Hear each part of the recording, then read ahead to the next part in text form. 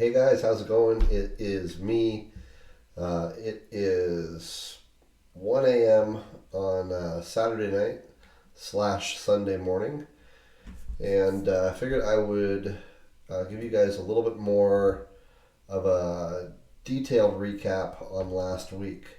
So previously, I've been giving you numbers since Friday of the previous week. That's kind of when things went totally crazy in the world. And so I've given you guys numbers, a couple updates of numbers along the way. Those were from Friday through whatever day I was reporting. These numbers are omitting that Friday and are just from Monday the 16th through this past Friday. So this is a 5 day period. 5 day period. So we've got 9 closings. So 16th, a couple, 3 on the 18th, 4 on the 18th, 2 on the 19th, 3 on the 19th, and 1 on the 20th. This one here on Caitlin, it's listed twice.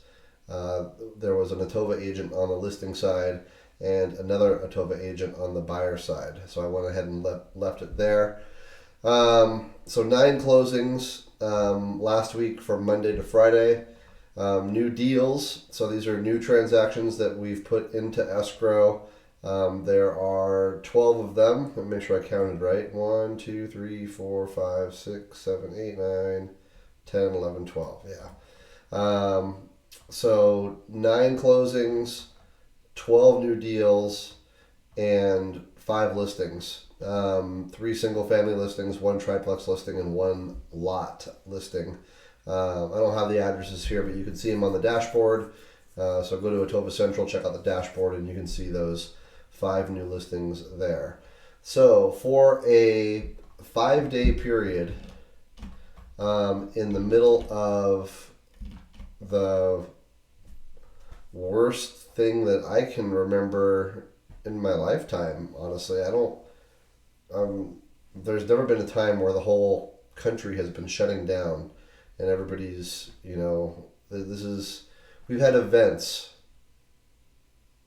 We've had significant events. But I don't believe, I would have to say this is the number one most significant thing that I've ever experienced. It's insane, it's, I guess 9/11. 9/11 would be the next.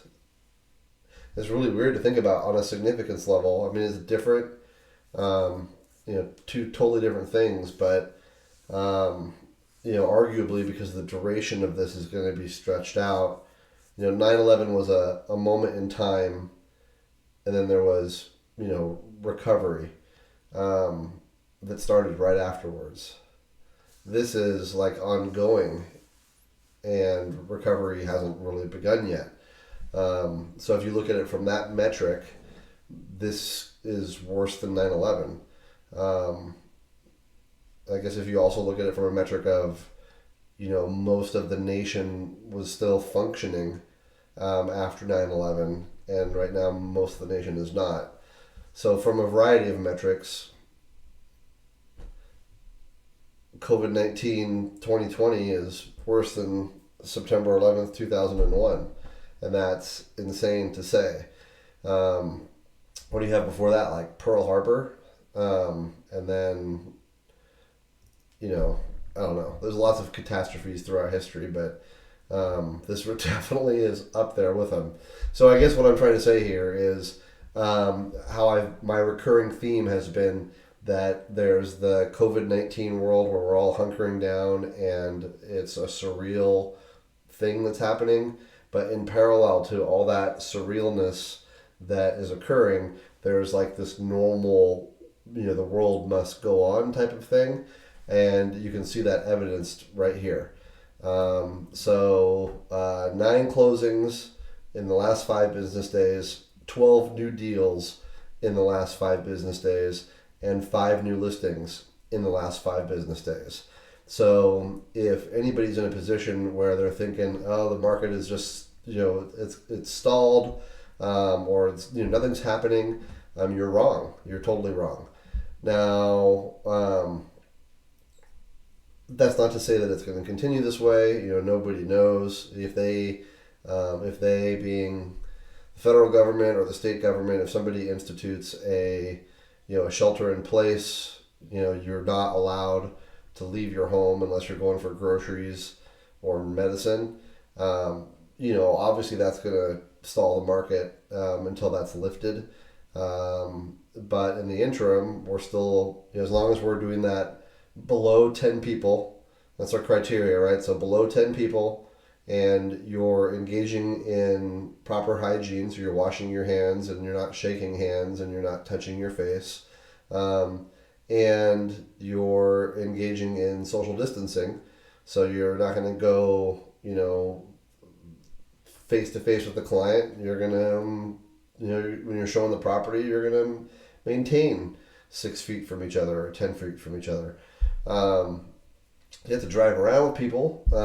That is where you're going to want to be prudent. And I'd say don't be embarrassed to ask people.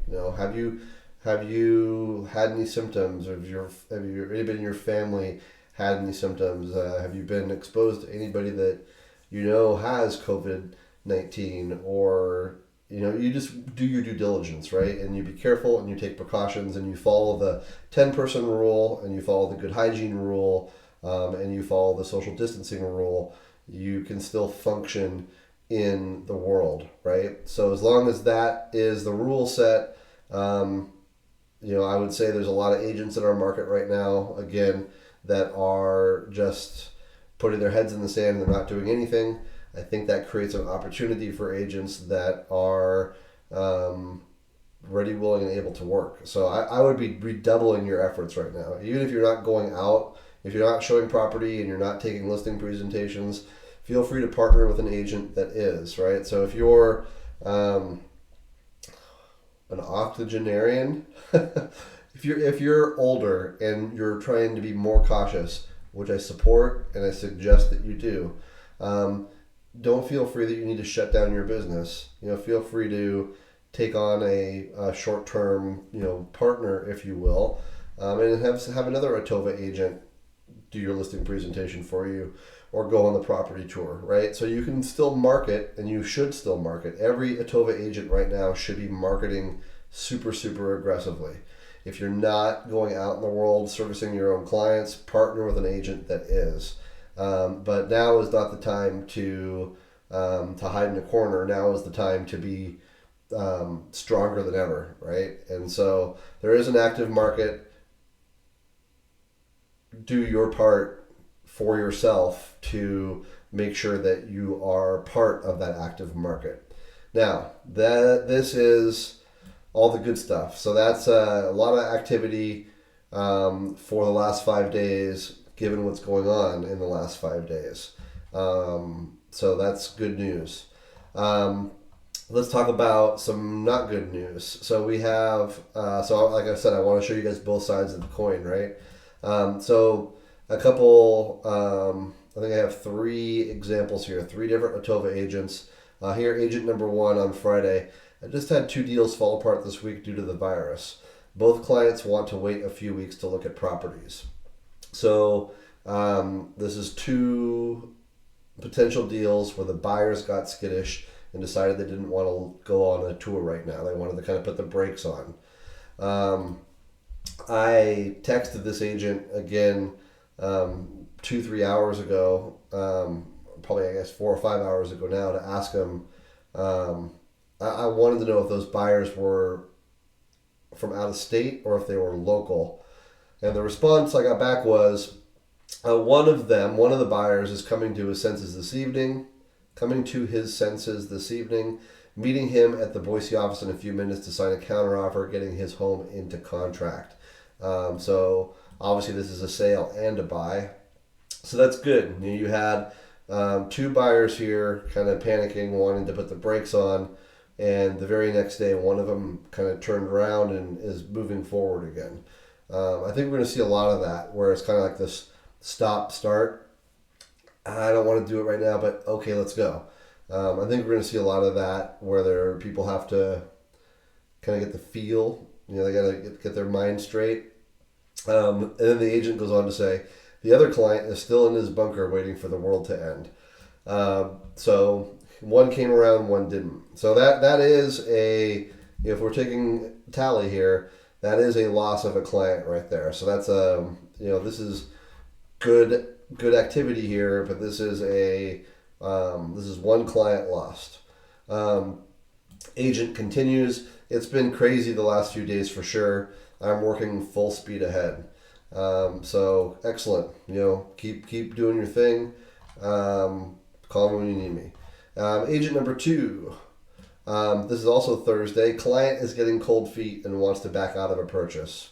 So I engaged with this agent. I think we talked on the phone. I emailed, gave some advice, and I think I sent an email for the Atova agent to share with the client, which I'll share with you guys here in a minute.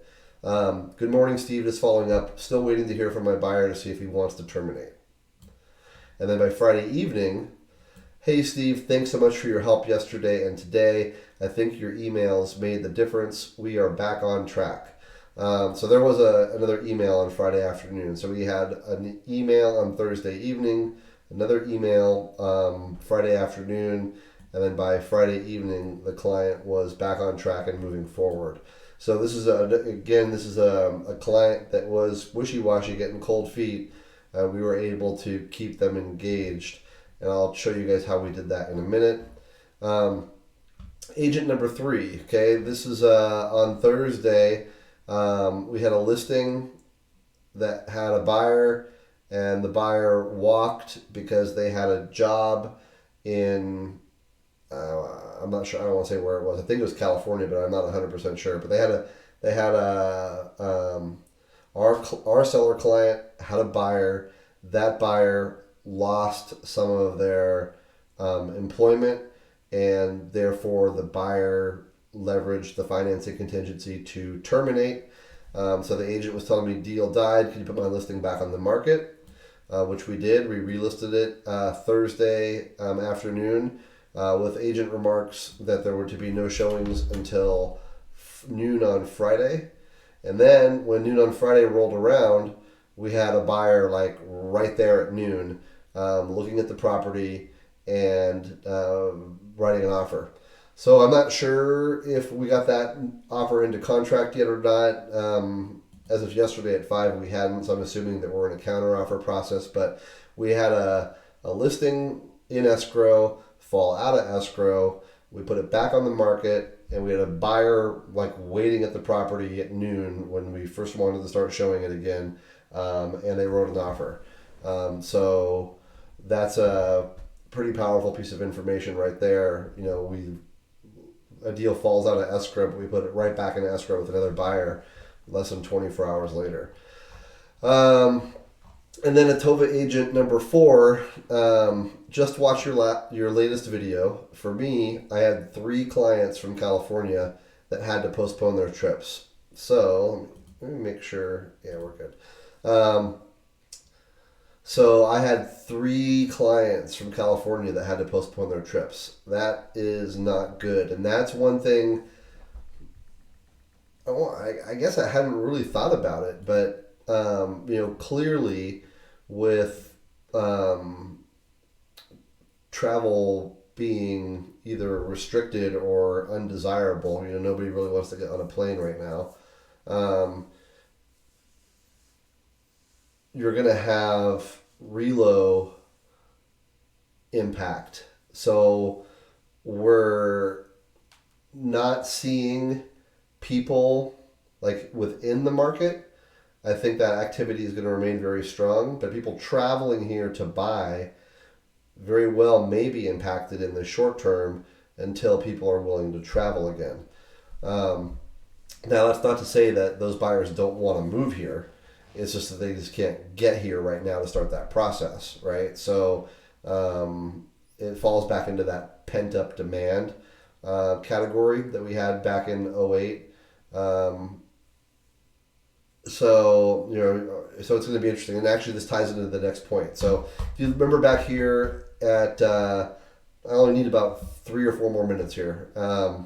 So Thanks so much for your help yesterday and today. I think your emails made the difference. We're back on track. So let's look what those emails were. Um, this was the first email. This is a seller, a buyer. Which one was this? This was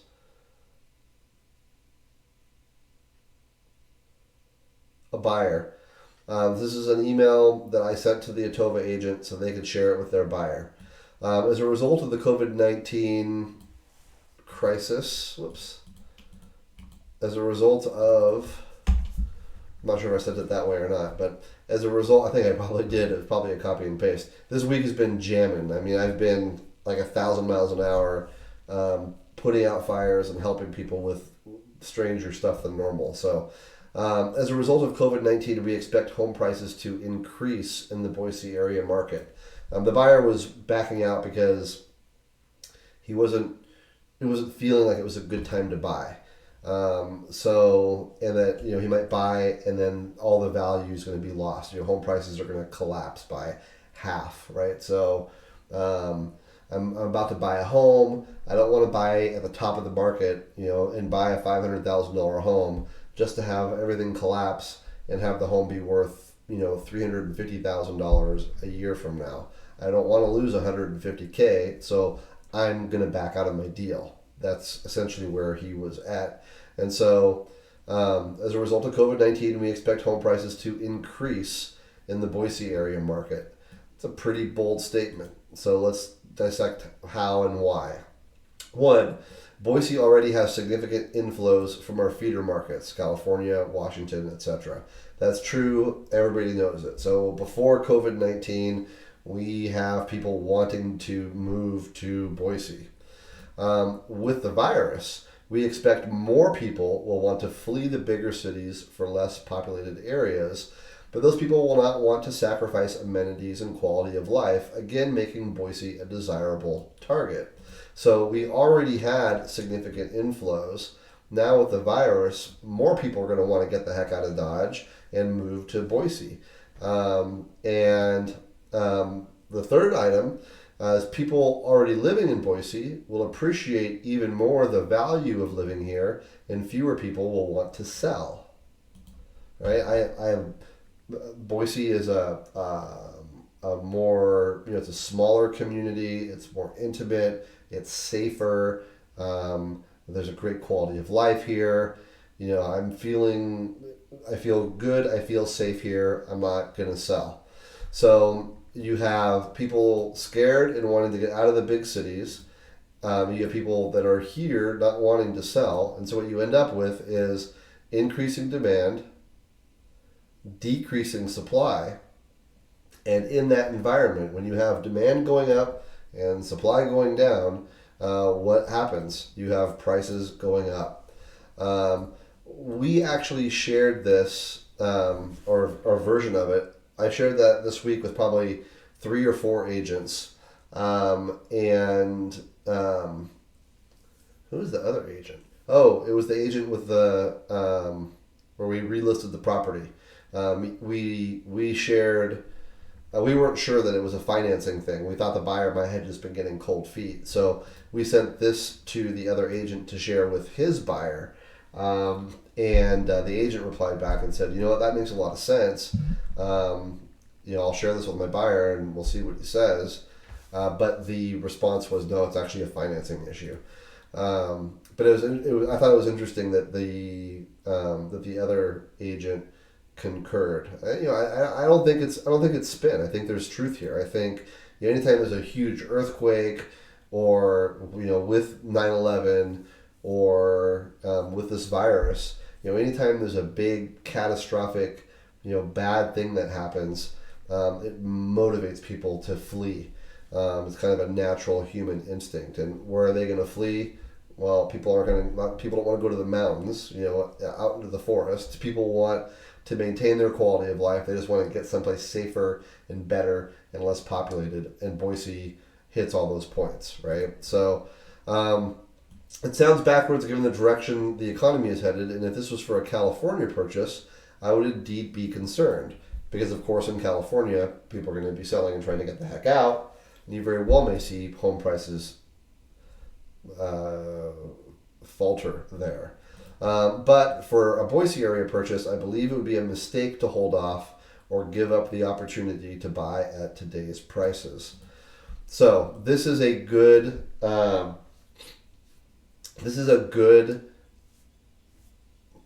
thing to share with buyers, right? You don't want to share it with sellers because it's going to motivate your sellers to, well, maybe I shouldn't sell, right? So this is really a buyer specific approach. And I'll put a copy of this in the on the dashboard, and I'll also put it in the YouTube comments down below. So let me think of how the story went. So getting back to the original one, this was our buyer client. No. Yes, this is our buyer client. And so our first step was trying to make them feel good by sharing our opinion on what's going to happen to prices in the Boise market. After sending this, the client was still, they understood, but they were still skittish. So we sent the second letter, which is to advise the client of what the implications will be if they just walk away, right? So if they default, we have an obligation to share with the client that if they breach the contract, what are their risks, right? What could possibly happen? So, thank you for advising of our clients. This is me talking to the Atova agent. Thank you for advising of our clients attempt to breach the contract, as I have requested our agents always do. And that is correct. Anytime you have a client, please, if they're thinking about breaching the contract, definitely get me involved first. If they're exercising the financing contingency to withdraw, that's not a breach. You can go through that normal process. That's totally fine. But you have a client that's literally saying, I don't care, I'm backing out. That's a breach of contract. That's a nightmare scenario that can totally blow up and become very, very ugly for everybody. So definitely let me know as soon as you can so I can engage. Thanks for the heads up. Section 30 of the contract reads in part. Then I have the whole quote of the Section 30 here. I won't read it to you. But it goes on to say the currently applicable portions of this language are, so currently being relevant to the issue that I was speaking on, the applicable portions of this language are pursuing any other lawful right and or remedy to which the seller may be entitled, and nor shall it act as a waiver of other remedies, all of which shall be available to seller. What this language means is that the seller can sue our client for damages. Damages can add up quickly and be very significant. If the seller is purchasing a home contingent on this sale, so if our client, the buyer, is buying the seller's home, if the seller is purchasing a home contingent upon this sale, and that sale falls through due to our client's breach, the seller stands to lose their earnest money in that transaction and lose the home they're trying to buy. If the seller of that transaction sues them, so if the seller of that one sues the seller of the home that we're trying to buy, it's likely the seller, our seller, would in turn sue our client for compensation for those damages. So our client is faced not only with the damages from this transaction, but the damages from that transaction as well, given that our client's breach of contract was the catalyst that caused both transactions to fail, right? So there's, and arguably, it's possible that it even could go up another tier, right? So multiple transactions fail, all of those liabilities could pass all the way up through to our client. It's ugly. Also, our client could expect possible suit for interim housing expenses, storage cost, secondary or third rounds of moving expenses, lost job resulting in lost wages. I've seen attorneys get very creative, and what a client thinks was simply going to be the loss of a few $1,000s worth of earnest money very quickly becomes a lawsuit for $50,000 or more. Very, very not good. um, I try to keep it conversational, right? So it doesn't sound too scripted or too canned. And I have seen this where it's like $2,000 earnest money, a client breaches, they think they're going to forfeit their earnest money, that's going to be it. The next thing you know is you get an attorney letter that says, oh, and this and this and this and this and this and this and this, and here's a lawsuit for 80 grand. Thank you very much. That happens. And so we need to make sure always that we're advising our client of all this stuff. Therefore, I strongly advise our client to consult with an attorney before making any decision that would involve breaching this contract. If our client no longer wants this property, my advice would be to complete the purchase and then turn around and sell the property right away. This would avoid the breach of contract and all the risk associated therewith, and possibly even make a small profit, as we are seeing buyer interest from our feeder markets increase substantially right now, which is true. My advice, buy the property, avoid the lawsuit risk, and just turn around and list it for sale right away. Take it from someone that knows, because I'm the one that deals with it when things go south.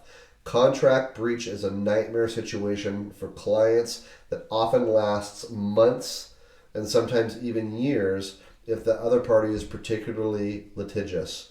And in cases of clear breach, like this one, our clients are taken to the cleaners and left out to dry. I cannot underscore enough how much our client should avoid that path. Thank you, Steve. So this is really just education about, hey,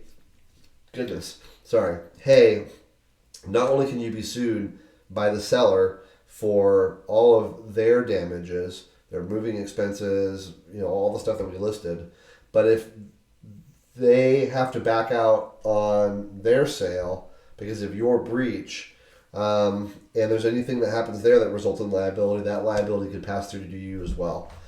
So you have two transactions potentially or more of damages that are going to come your way if you breach. Do not breach. For goodness sake, buy the home and sell it. Find a way to muster the courage to close the deal, because you do not want a breach and for this to go on and for you to be exposed to that much financial liability. Lastly here, after we wrote this letter, the client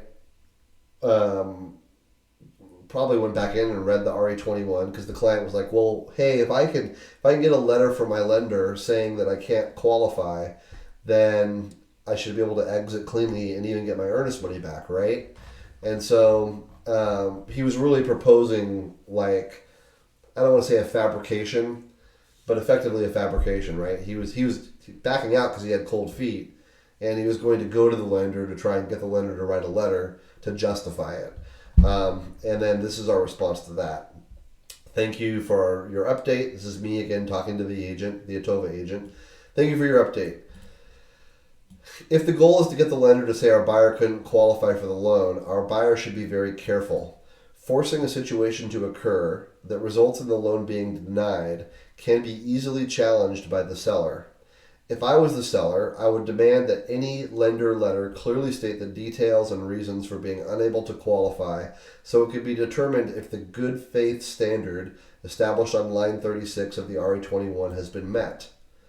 Cold feet, or any action taken to deliberately cause the financing to fail, or any negligence in the efforts by the buyer, will fail to meet that standard, the good faith standard, and our buyer will be right back in the same bad position, but actually in a worse position, because our buyer will have acted in bad faith, right? If you actually if you default and then you try and manipulate things to get out of it, that's you're now acting in bad faith. You're going to get that's this really bad, weak position to put yourself into.